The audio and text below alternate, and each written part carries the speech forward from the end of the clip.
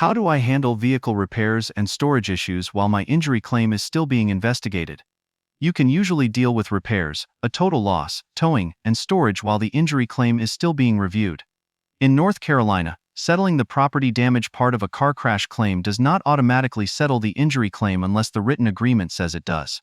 The biggest risks are letting storage charges grow, losing vehicle evidence, or signing a release that is broader than you intended. First, find out exactly where the vehicle is, what the daily storage charge is, and what is required to release it. Notify any available insurer quickly.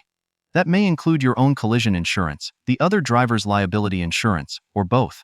If the car does not need to stay at the tow yard for inspection, ask whether it can be moved to a repair shop, your home, or an insurer-approved location to reduce charges.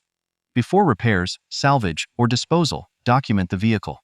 Take clear photos and videos from every angle. Include close-ups, interior damage, airbags, seat belts, broken glass, and any damaged contents.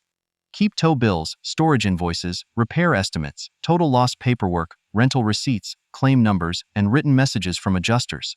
Be very careful with anything you sign. A property damage document should be limited to vehicle damage. Watch for words like full and final settlement, all claims, bodily injury, personal injury, known and unknown claims, or any claims arising from the accident.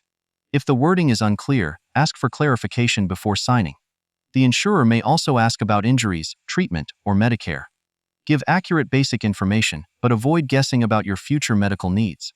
And remember, handling the vehicle claim does not stop the deadline for the injury claim. In many North Carolina cases, the filing period is 3 years, but the correct deadline can depend on the facts. If fault is disputed, injuries are serious, or the vehicle may be important evidence, talk with a lawyer before the vehicle is destroyed or transferred.